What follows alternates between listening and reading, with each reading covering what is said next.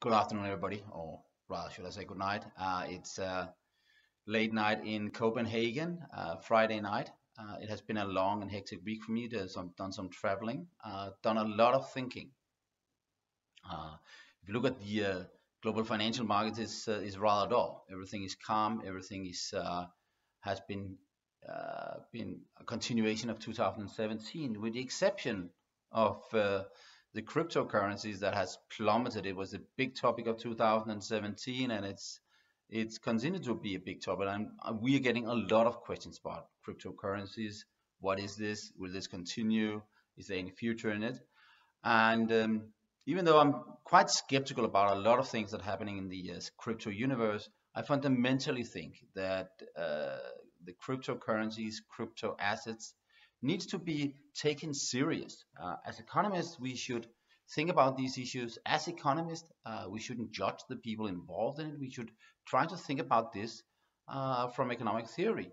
And in terms of cryptocurrencies, I believe we should use monetary theory to study it. And I do actually think that we can learn quite a bit from cryptocurrencies. And I think there is, because this is a monetary phenomenon, essentially what lots of people around the world is now creating are new currencies. Whether they in the future will compete with the dollar and the euro and the Swedish krona and the Polish zloty, I don't know. But they have the potential, some of them at least, to move in that direction. And we're beginning to see them as serious competitors, maybe even to commodities, at least to something like gold. So maybe it becomes an asset class over time of its own. So I think we should, in general, take this serious.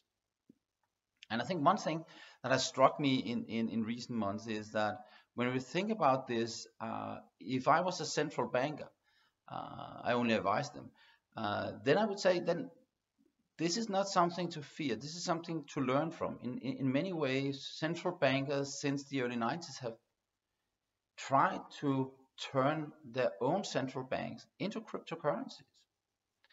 And equally, if I was a crypto developer, crypto entrepreneur, and I wanted to set up my own cryptocurrency, I would study central banks, not as something evil, fearful, as you sometimes hear from the more libertarian part of the crypto movement, but as something we could learn from. The discussions and the debate and the wisdom of monetary policy and theory over hundreds of years is something crypto developers should learn from. So I think the cryptocurrencies and central bank money is not something where we should see them completely independent as a different phenomenon. I rather see them as, if we want to study the one, we could learn a lot by studying the other. Let me give you an example of this, and I'll take you back. I'll take you back to 1915, 1913 to be exact, when Irving Fisher, the brilliant American monetary theorist, first suggested what he called his compensated dollar standard or compensated dollar plan. Irving Fisher thought that there ought to be an anchor for monetary policy. There needed to be a rule. Until then, of course, the rule had been the gold standard. Essentially, most major currencies of the world at that time were pegged to the dollar. In fact, you were operating on a gold standard. You could go down to your local central bank, hand in some currency, and you would get dollars in return. Or at least that was the idea. So there was a clear rule. The problem with that rule, Irving Fisher described very clearly. The rule did not, it provided maybe currency stability, stability of the currency vis-a-vis gold prices, but it did not provide stability in purchasing power. Rather, when we had shock to the demand for gold or shock to the supply of gold, and you had both, then you would get shocks to the purchasing power of a nation being pegged to gold, having a gold standard, and that would create fluctuations in the economy. That was a clear insight. Of course, everybody knew this at the time, but Irving Fisher thought that this gold standard could be refined, it could be improved. He didn't want to do away with rules, as John Maynard Keynes later decided to do, but he wanted to improve the gold standard. And his idea of improving the gold standard was the compensated dollar plan. The idea about the compensated dollar plan essentially was that if the price level in a country grew by 1%, and you were targeting 0% inflation essentially in Fisher's plan, then the central bank ought to revaluate the currency of that nation 1% against gold prices. And equally, if you saw 1% deflation, you needed to have 1% devaluation of the currency against gold, and that would then, through what we know as the purchasing power parity, ensure stable prices over time. And that would be a clear improvement over the gold standard. I am long been very inspired by the compensated dollar plan. I think it was a rather brilliant plan. I wouldn't advocate it in that present form in any country, but I think we can learn a lot from that. But what is that? That is, I think, the first description, very clear description of a monetary policy rule. Irving Fisher described a rule, and that is what he thought that monetary authority should follow. It was a clearly defined rule. I'm having a cup of coffee here with Ludwig von Mises, another great monetary thinker. So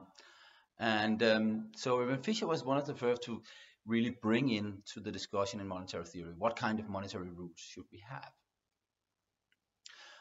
If we go forward, then of course we go through different monetary regimes over the years. In the 1971, of course, the Bretton Woods system breaks down. At that time, we essentially is in a situation that suddenly there is no anchor for monetary policy in most of the world, and central banks around the world is scrambling to find something. We have in Europe, we get the so-called snake, pegged exchange rate regimes among the European countries and so forth, but we really don't find a new monetary standard. So when I started studying economics in 1990, the first economics book I encountered was this one. That's the first macroeconomic textbook I had. This is Dornbusch and Fisher's Macroeconomics. It's from 1990. If you read that, all through it, all the talk about monetary policy is essentially assuming discretionary monetary policies. There's very little talk about monetary policy rules. In fact, the only rule really being discussed, there are two rules being discussed, of course. One is fixed exchange rate policies. It's not even described as a rule, it's just saying that's how it is. And the other rule that is being discussed is Milton Friedman's rule that said that the central banks need to have a target for the growth rate of money supply to ensure price stability. That was really the only thing. And then there was a little bit of talks about rules versus discretion, but that in the early 90s really took hold. And while I was still in university, the first central bank in the world introduced an inflation target. That was the Reserve Bank of New Zealand, I believe, in 1992. So it introduced a rule. So what is it doing? It introduced a rule to solve a problem that central banks face. Central banks face a problem that it has a tendency to print too much money for different reasons. One is the time inconsistency issue, that if prices and wages are rigid, then the central bank would have an incentive to inflation, push up inflation, to push down unemployment after employers and unions have agreed on wage contracts for a longer period. So that's the time inconsistency problem as described by Keelan and Prescott. We know that. Obviously, another discussion is what pressures are government putting on central banks to inflate the economy, to fund the deficits, and so forth. So that creates the talk about independent central banks. So in the early 90s, we saw central banks around the world starting to introduce inflation targeting, and it became clear that it was written into law more and more places that central banks were truly independent from political pressures. Obviously, it can always be discussed to what extent that's been the case, but at least since the 1990s, that has been the attempt. In 2008, we got a new shock. And that started a renewed discussion about monetary policy. What was wrong with inflation targets? Did we need to replace that with other targets, for example, nominal GDP targeting, something that I have argued a lot. Scott Sumner, David Beckworth, Marcus Nunes, others have argued in favor of the same thing, and that the debate has been both in the blogosphere, but also among academic economists and indeed among policymakers. And presently, you would see that the Federal Reserve is discussing price level targeting and even nominal GDP targeting once again. So the talk about what rules central banks should have is pretty much at the forefront of all monetary thinking around the world. And today, if you study economics, you will be introduced to the old Keynesian models in your first semester of studying macroeconomics, but soon you will be introduced to the Taylor rule. You will be introduced to DSGE models, where it's assumed in the model that the central bank follows some kind of rule, mostly something that looks like a Taylor rule, but it's very clear that it's already assumed in the models that the central bank essentially follow a rule, or what Milton Friedman used to say, the central bank should just be a robot that implemented his rule for money supply growth. But essentially we are now assuming that in our DSG models, the models that central banks around the world to a very large extent use today, it's assumed that there is just a rule that is followed. So how does that then link to cryptocurrencies? Well, cryptocurrency entrepreneurs have a problem. If I want to create a new currency, I could say this is the last coin, or the Mamo coin. The Mamo coin will be issued today. It's worth X dollars, and here it is. I will start paying people with that. Would anybody accept that? Well, I need other people to accept it. So let's see. Let's say I initially get them convinced to accept it. So people start to trading, but I'm the only one who determines how much of the Mamo coin is produced. And well, since I'm producing it, I have an incentive to overproduce, or at least that's clearly is the risk. I need to have some kind of credibility mechanism whereby I don't do that. I can of course try not to do it, and then over time create some credibility that I won't do it. But that credibility might be very hard to gain unless there is some commitment mechanism in place. And what did Milton Friedman suggest for central banks? A robot. So nearly 10 years ago, some guy with a Japanese name, we don't know who it is, comes around and he says, I created a Friedman rule. I call it Bitcoin. I have programmed the algorithm that produces a money supply, that produces money. The money base will grow gradually, but it will grow at a slower and slower pace. And eventually, there will not be more than 21 million Bitcoins in circulation. This is, of course, a variation of a Friedman rule, of course, where the growth rate slows to zero in the very end. So you can see here the discussion among central bankers to gain credibility is the exact same problem that is facing a crypto entrepreneur. He needs to create a coin, he needs to create credibility about it, and he uses technology and an algorithm to get that. So what if you were a central bank? You know your policy is not always credible. The Federal Reserve had consistently since 2008 undershot its 2% inflation target, and the ECB has essentially done the same thing. Why? Well, because their targets are not credible. If the targets were credible, inflation expectations would be exactly at 2%. So what have critics of the ECB and the Federal Reserve suggested? Well, they suggested to take away monetary policy making from these institutions and leave it to a robot. It was a Fed insider who suggested this maybe as the first one. Robert Hetzel of the Richmond Fed back in the early 90s suggested that central banks should peg or should the market inflation expectation at the inflation target, and in that way making money creation endogenous and automatically ensure that you would hit your inflation target, at least that inflation expectations would be equal to the inflation target. So what Hetzel, very much in the spirit of Milton Friedman, suggested was again a robot, a fixed rule.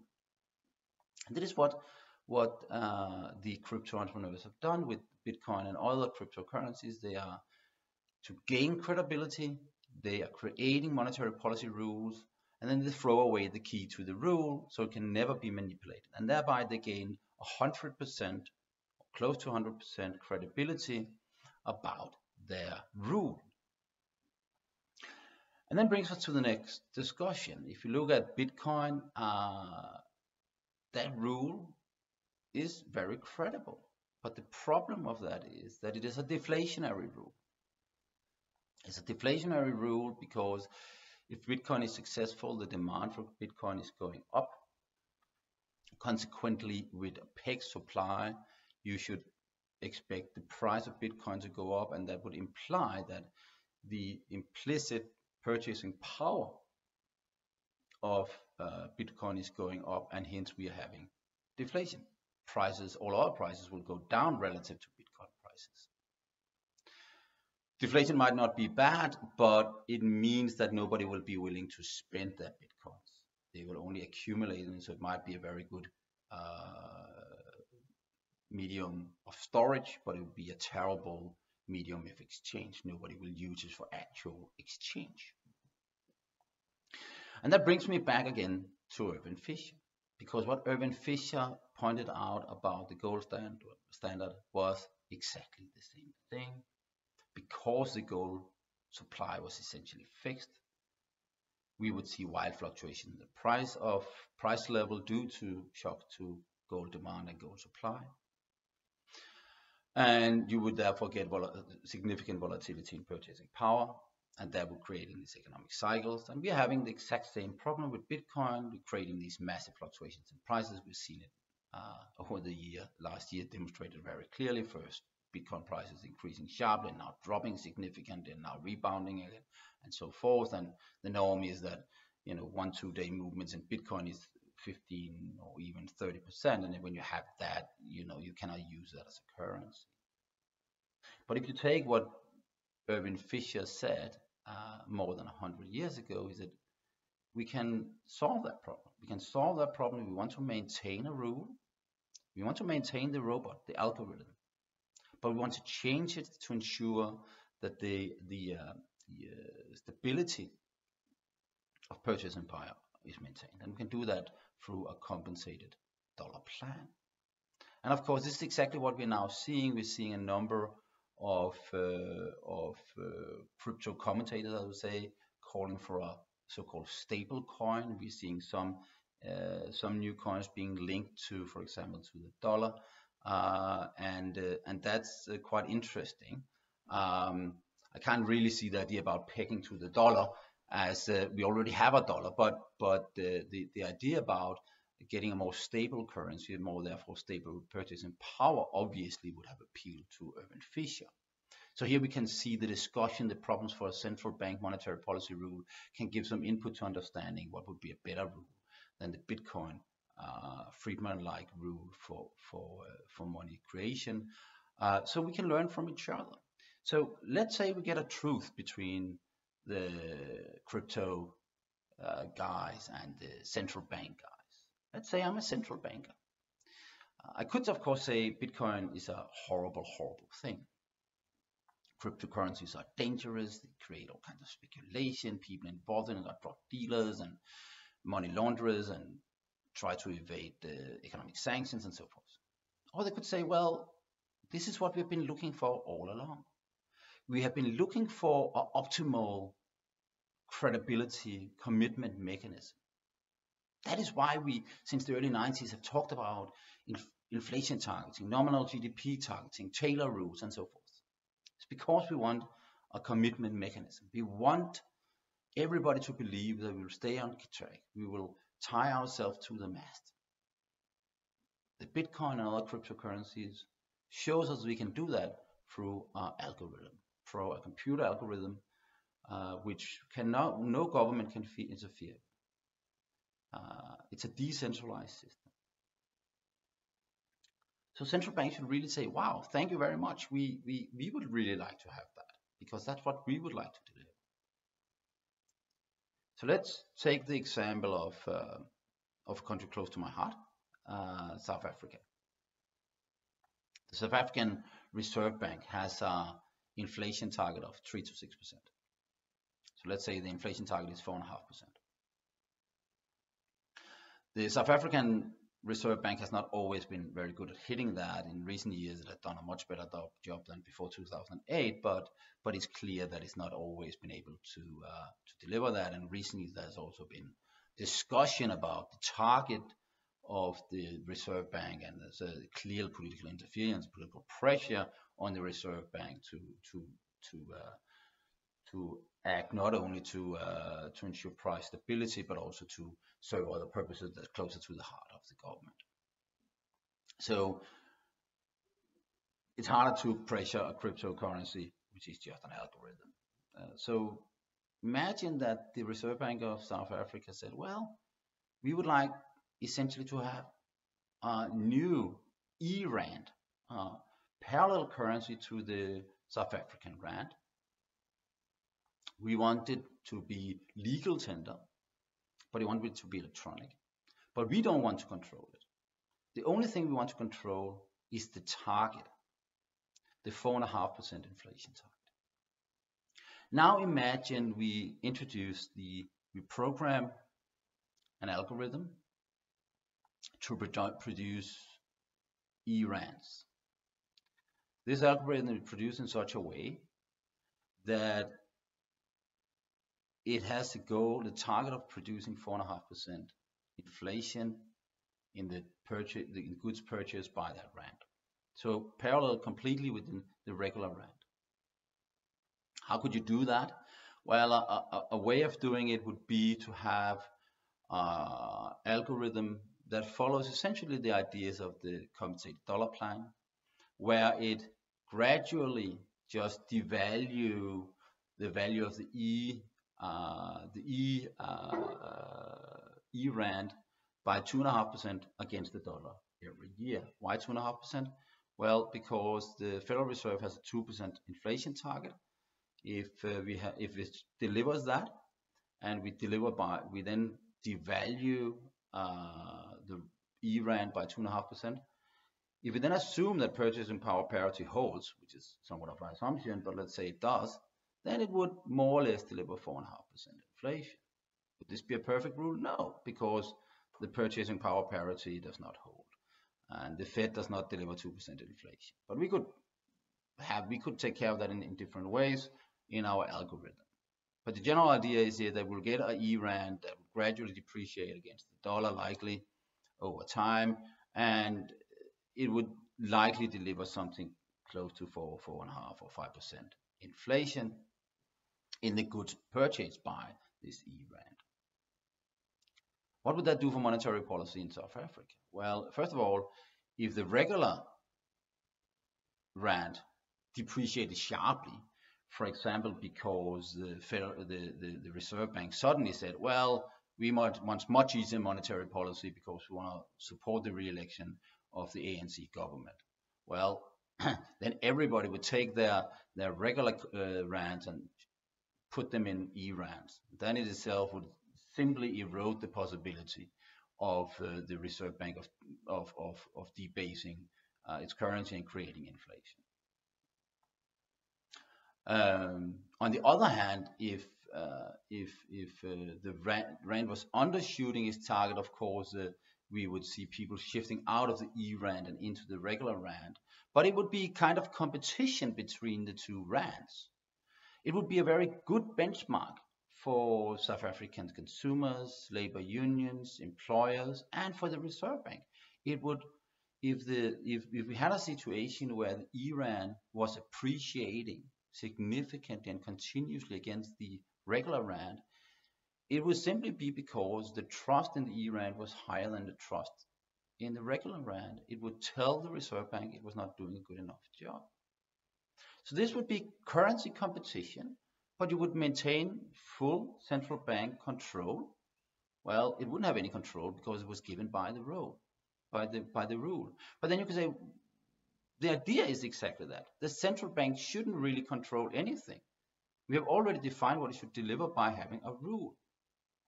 So when you say the central bank should control monetary policy, that's really in direct conflict with the idea that monetary policy should be guided by rules. I continue to talk about this for a very long time, but I'm running out of time, or rather, I don't want to bother you too much with this.